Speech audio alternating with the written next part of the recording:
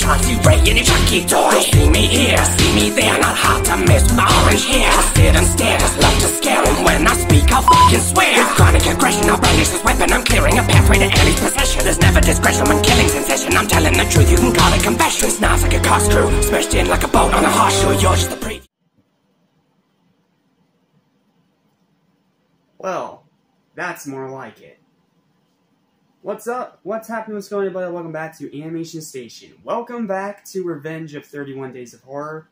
And welcome to the comeback of the Chucky franchise. Because this movie's one curse per video. Fucking awesome. Welcome to my review of Curse of Chucky. This movie's awesome. It is a serious, dark, scary, gory, incredibly entertaining, and extremely enjoyable horror film. I want to make this review as short as possible because I do not want to give away a single damn thing. Damn's not a curse word. Shut up. Like, I don't want to give away a single thing. This movie is best if you just go into it as blind as possible. So, here's my written review. Enjoy. Excuse me.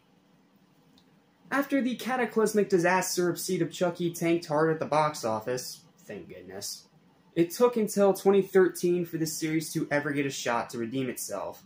And even worse, it got kicked directly to DVD, pretty much setting it up for failure in every single way possible.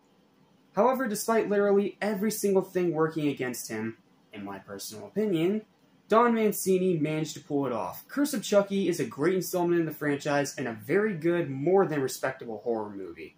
Chucky's back to being a perfect balance of scary and funny again. The cinematography is excellent. The story is simple but really solid. The kills are extremely freaking gory and all kinds of freaking awesome. The practical effects are great. Yes, practical, not CGI, thankfully.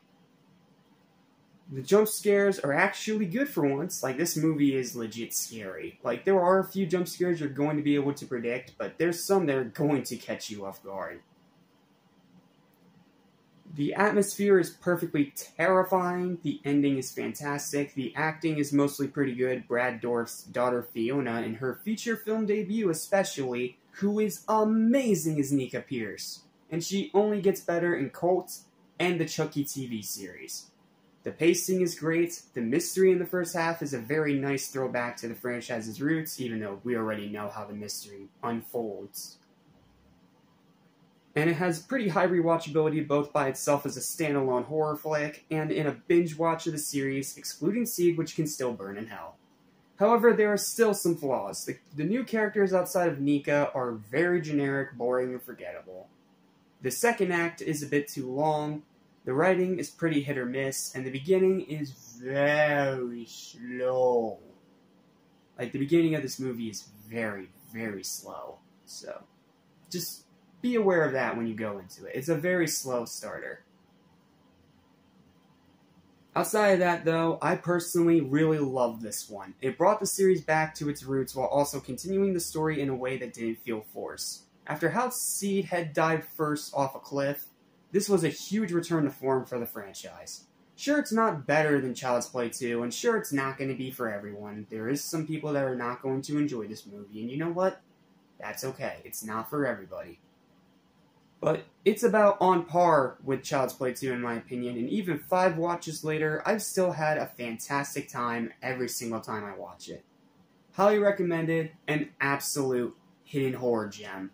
The final verdict for Curse of Chucky is going to be a well-deserved and high 9 out of 10.